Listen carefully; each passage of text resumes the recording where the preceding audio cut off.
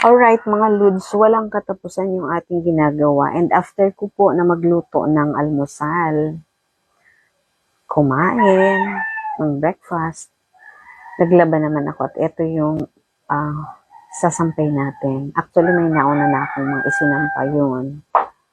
Yun, dami. At dito rin sa may bandang likod bahay namin, mayroon pa din po akong mga naisampay na. Alright, so tapusin ko lang po yung pagsasampay. Alam nyo, pag nasa bahay, wala talaga pong katapusan yung trabaho. Kahit ang pagkakaintindi ko, kahit pa siguro tayo mamatay na, yung trabaho, hindi po yan mawawala. Ayan. Pero, tayo'y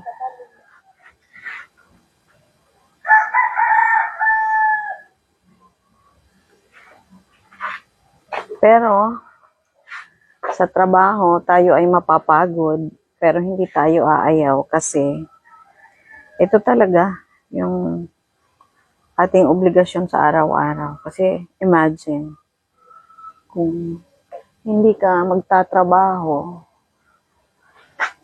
what will be your life can be.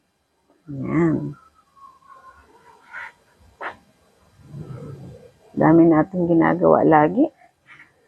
Pero enjoyin na lang natin yung trabaho natin kasi ganun talaga. Kailangan natin gawin yung mga obligasyon sa araw-araw kasi pag hindi natin ginawa, ano na tayo niyan? Parang inutil na. Mabuti nga po yun, nakakapagtrabaho pa tayo. Kasi kung hindi na tayo nakakapagtrabaho, iba na yung ibig sabihin nun. Wala na tayong silbi, hindi ba?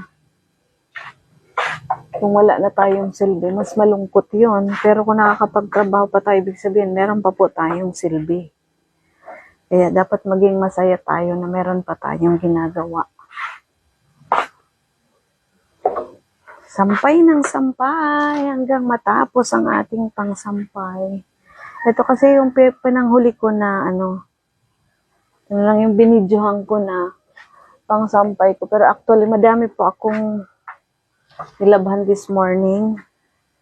Yung pinakita ko sa inyo na nauna ng nakasampay. Yan yung mga di kulay na damit.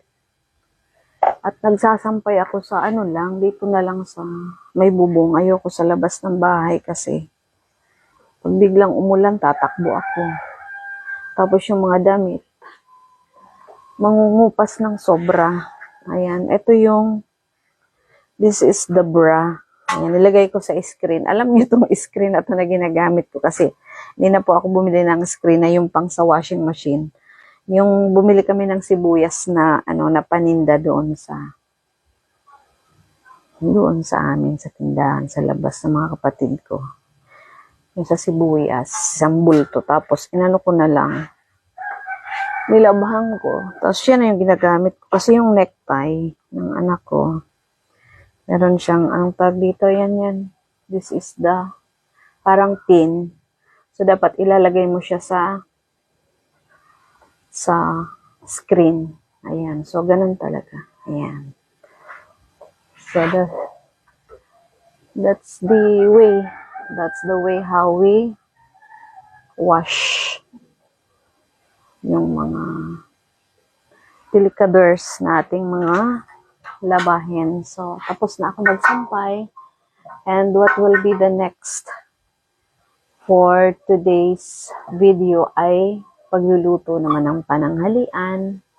And I just would like to thank you all for always supporting my videos. Maraming salamat po talaga sa inyong lahat. Mabuhay kayo, mabuhay po tayong lahat. God bless us all.